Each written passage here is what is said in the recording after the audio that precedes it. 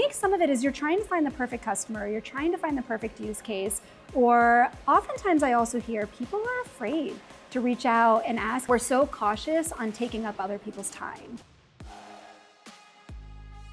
Here's what go-to-market teams are missing: proof. That's what I think of every morning when I fire up LinkedIn and scroll through boring manifestos and endless lukewarm takes. Opinions are cheap and proof is gold. I'm Mark Huber, and this is The Proof Point, a show from User Evidence that helps go-to-market teams find ideas, get frameworks, and swap tactics. Each episode includes an unfiltered discussion with the biggest names in B2B SaaS to help find the proof points that I'm in search of. So these are my favorite kinds of conversations, because if it weren't for me telling you this right now, you would have never known that I hadn't met Tara Robertson before until this conversation at Exit 5's Drive event.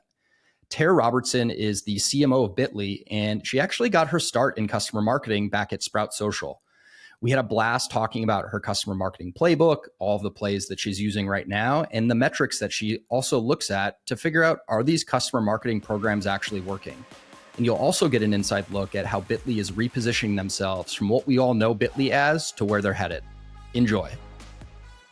Before we get into the good stuff, you were at Sprout Social for 4 years. So when you were at Sprout, you were in customer marketing. Had you worked in customer marketing prior to that? Ish, I would say. I didn't actually own the role of customer marketing, but when I took on going in-house in SaaS, I started out my career in agency where you just kind of do everything. Did that? Yeah. Yep, most people have, and you understand all the hats. But I started out my career actually at a company, Hotjar, which a lot of people know, which is a big CRO growth company. That was like the kind of heat mapping tool, session recordings, much more well-known in the CRO space. And so a lot of what I learned while I was there is the importance of customer research and connecting qualitative with the quantitative and all of the research that goes into how do you know your users and buyers. And so while I didn't actually own the title, customer marketing, how I fell into it at Sprout is I was previously doing marketing strategy and coming up with our segment strategy approach for all the different users. And we started to see that there was this huge opportunity to lean into retention marketing. And so started it off as customer marketing. We built our own playbook for what that looked like at Sprout, leveraging kind of that strategich customer research approach. Yeah, and I feel like customer marketing is still in the earlier stages. So if you were at Sprout a couple years ago, I mean, what, it was like 4 or 5 years ago, I think? Yeah, roughly about 3 years ago. You were way ahead of the customer marketing game. So when you were building out that playbook, what did you do? Started with research, a ton of it, just a ton of research, and then started to really prove it out. So my customer marketing team at Sprout was comprised of a lifecycle marketing team. So we did all of the customer journey mapping, all of the onboarding, end-to-end customer comms in partnership with the product team. We had a customer experience team, which was focused on community and customer education. So they really went in and did monthly webinars, but also eventually launched, they now have a really great community that my team had started to spin up and work on for a customer community hub and a learning center where we can start to give more ongoing learning. And so a lot of what I worked on in the early days was working cross-functionally with our entire business on a robust onboarding program, better customer education, better customer learning. I think the hard part in customer marketing is while I was doing that, I know, like you said, customer marketing is so new. And there's such a small community of people that did it. So I worked really hard on building that community. So I started to connect with a ton of customer marketers in the space. We had our own little Slack channel where we would get together before it became big and just share ideas. And as we started to kind of learn more from each other, I continued to work on building out these campaigns that brought impact from a retention perspective so that we didn't turn into the customer marketing team that people get confused as a swag management team or things that you'll often hear. So I really focused on outcomes, similar to what you would do on a demand gen side. And in the time I was there, our customer marketing team turned out to essentially end on the same size as our acquisition team. And we just had one team focused on retention and growth and expansion while we had our acquisition team building up new demand. So you mentioned retention a couple times. Measurement in customer marketing is always this kind of like fuzzy, difficult thing. How did you measure your impact? Oh, so many ways. So it starts with the North Star. I mentioned retention because that is your goal, right? When you think about the playbook for acquisition or new business, it's your goal is revenue, and it's essentially new business, and that's very easy to measure. For us in customer marketing, it's net dollar retention, which is, what is the sum of customers that are expanding, those that are churning, and the overall retention as a whole, and how long they stay with you. And that's where we get there. How you get there is not a straight line. like with acquisition. It's squiggly, it's all over the place. And so we started to set up these sub-KPIs where we would look at things like product adoption. And so one of the first steps is, what is the aha moment? How many customers get there? How do we get there that much faster? We then started to break up our retention into short-term, mid-term, and long-term retention. And so your short-term is how quickly do your customers drop off in their early onboarding stage? How quickly do they kind of drop off in that mid-stage? And then when do they become lifers? A lot of businesses will use what's called a retention curve, where eventually your retention wants to kind of look like this, and it flattens out. And you can determine where your biggest challenges are in retention by seeing those biggest drop-off points. For us, as we started to get our retention curves and figure out all those sub-KPIs, we would start to then apply different campaigns or different initiatives to the different stages. So big drop-off in short-term retention equals onboarding. Run some onboarding programs, work very closely on determining what does success look like for us. And then honestly, it was putting a stake in the ground and saying, here's where we are today. We're going to need to measure that for 3 months, 6 months, 1 year, and see how that continues to grow. And over time, your data becomes consistent, but there had to be some faith in kind of building the data, building the playbook, and then continuing to report and stick to it.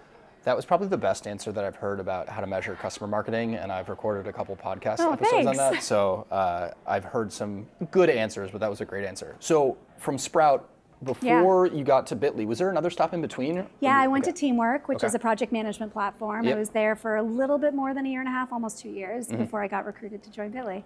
All right, so tell me about Bitly, because I was on Bitly's website yesterday as I was preparing for this. What'd you think? We just launched a new website. All right, we'll talk about that in a second. I, like most people, I feel like in marketing, think of Bitly for one thing. Yep. Is that something that you're having to fight with, like the new positioning and messaging on the site and everything like that? Can you tell on the site? I could now. Great. Yeah. Well done. Yes. Thank you. So that's part of what actually was so exciting about the opportunity in coming to Bitly. If you're in marketing, you probably know Bitly. Yep. And that is something that we absolutely do not take for granted. But the biggest challenge when I was first talking to the Bitly team is that Bitly is synonymous with links. And Bitly's been on a journey over the last few years on, one, how do we continue to monetize? How do we continue to grow? But two, we've transitioned to platform, but most people didn't know. Connections platform, right? The Connections platform, yes. Thank you. Yes.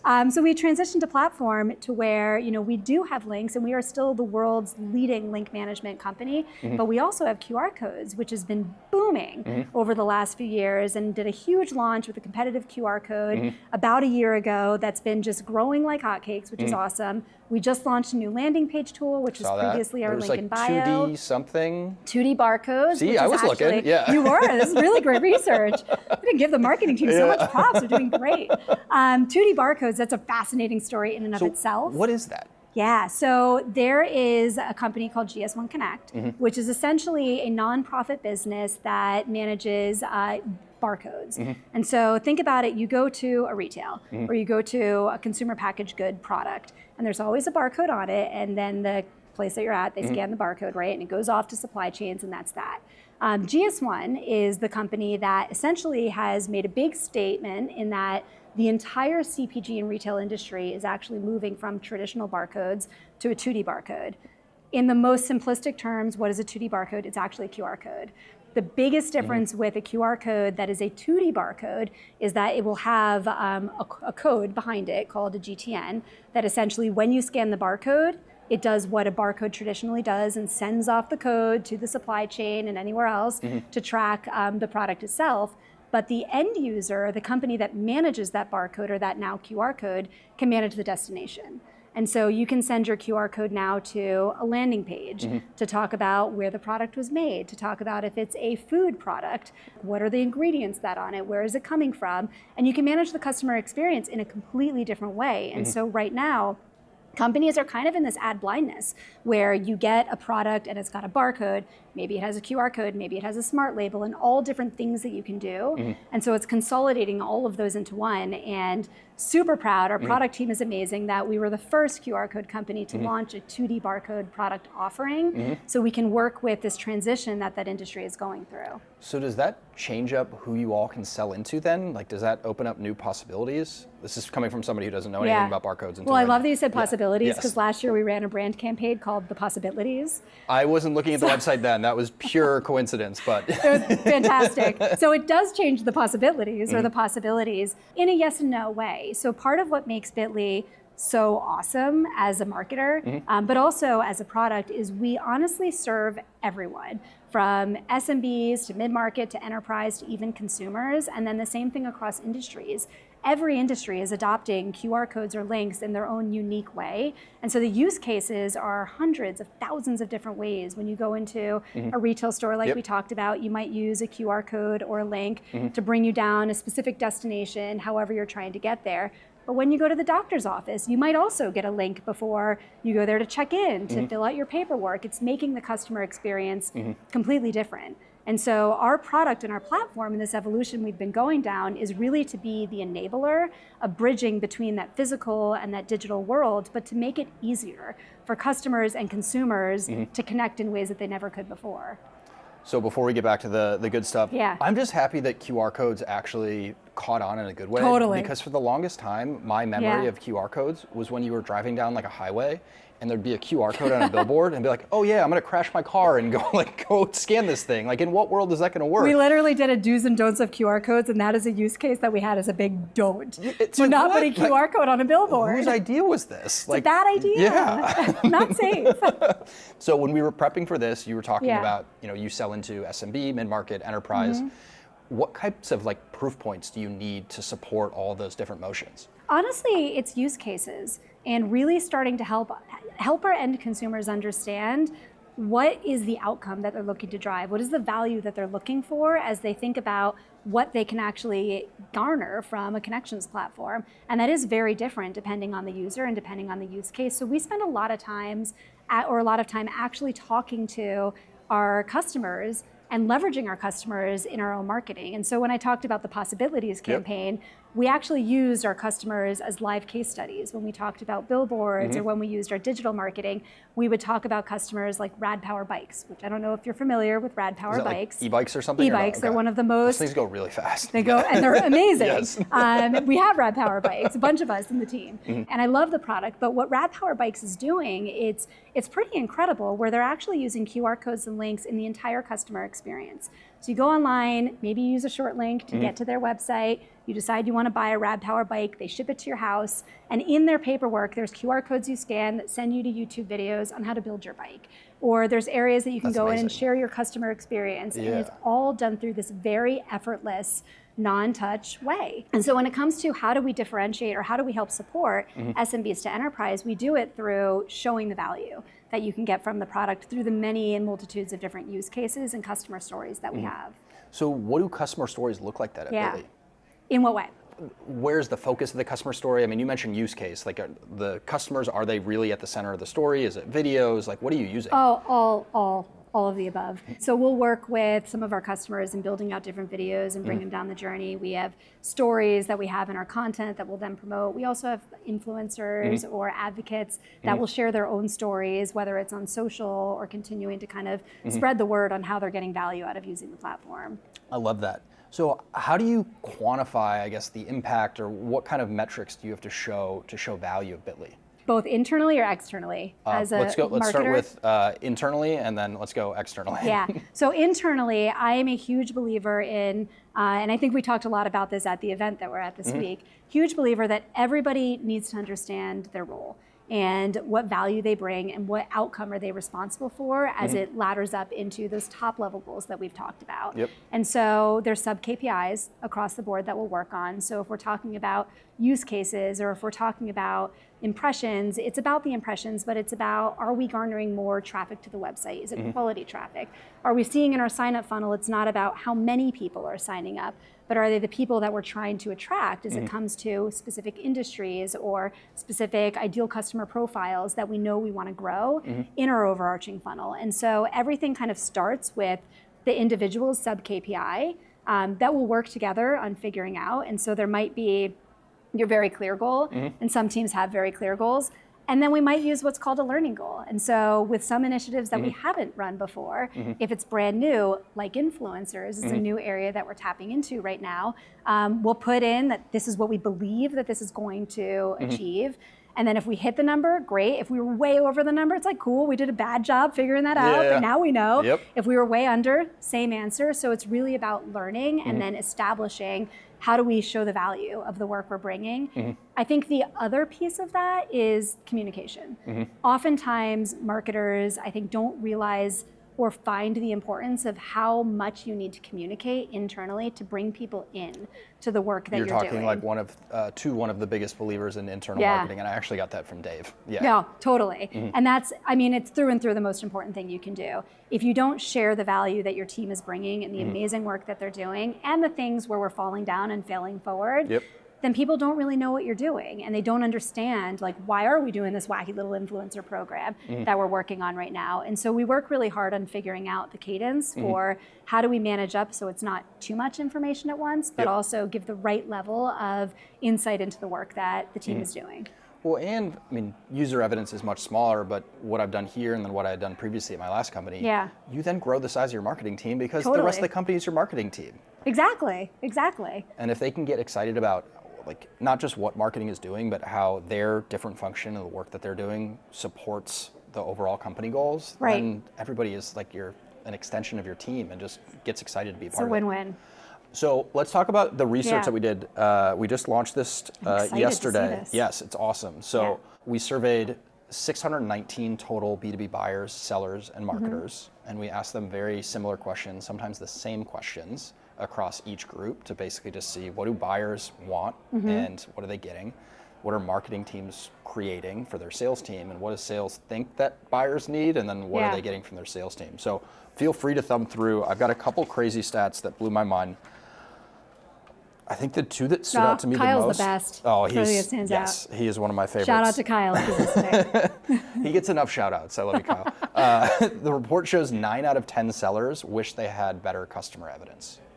Oh, I'm so glad we're talking about use cases and customer stories. Yes. What are we doing? Like, how can we fix this? More customer stories, I guess. Like, we just need to do more of that.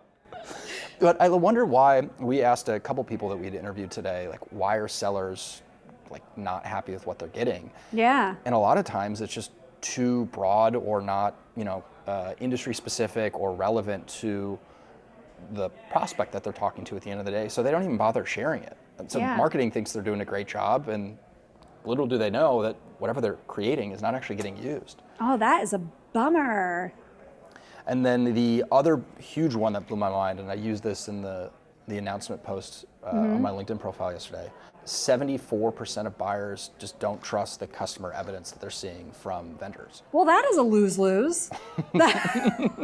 Why is it a lose-lose? If they want more content, but then they don't trust the content or the user stories? Well, they don't trust what they're getting right now. Oh, they don't trust what they're getting right now. So what did you find was the solution to that? You can keep that report. That's specific to you. Yes. Yeah, thank you. I won't give it away, but they really want specificity. They want quantifiable, credible proof points. And they want a lot of things that really marketing teams and reps think are less important than what they're currently getting. So what they're not trusting is more of the non-customer research or the non-customer studies. So more word of mouth, more context that you can share from the voice of the customer is what kind of helps that trust signal, which makes sense. We all know that, right? Yeah. I think one of the things that's hardest, and I've seen this really at every organization that I've been in, is building customer stories and getting those customer use cases. It's way harder than sometimes you think it would be. I think sometimes it comes down to we overthink it. It's marketers overthinking? Yeah, who do that? Same. Yes. Doing a lot of peace signs here. I'm really feeling it. Yeah, you said you weren't going to go this. That's how I'm doing the peace signs. We're jamming. Yes. I think some of it is you're trying to find the perfect customer. You're trying to find the perfect use case. Or oftentimes I also hear people are afraid to reach out and ask. I actually see this within my own community. People I've worked with before don't want to ask me to be a story for them. And I would love to. Anybody that has worked with me or that I've worked with them, I am always available to jump on and do the work together. But we're so cautious on taking up other people's time. Is that what's preventing people from asking? Is that what you think? I think sometimes. I think it's the combination of preventing people from asking too much of people. I hear that one a lot too. And then sometimes it's, is this the perfect case study? And sometimes it's a good case study. Is there a And perfect case study? Never. There's never going to be. I mean, if there is, I'd like to see Yeah. it. I think they're all perfect, actually, because they're all great proof points, but it is surprisingly harder. So, if you're a Bitly user Yep. and you're listening, Yep. we would love to tell the story. And the customers that we worked with in our out-of-home campaign, it was a win-win for all of us because we were not just talking about Bitly, but also talking about these customers and all of the amazing stuff that they do as well. And so really leaning into that, I think is just, it's an incredible opportunity when you can figure out how to untap into it. Thanks for listening to The Proof Point. If you like what you heard during this conversation, you'll probably like Evidently, my bi-weekly newsletter where I share my biggest hits and get honest about my misses as a first-time VP of marketing. You can subscribe using the link in the show notes below. The Proof Point is brought to you by User Evidence. If you want to learn more about how our customer evidence platform can help you build trust and close more deals, check out userevidence.com.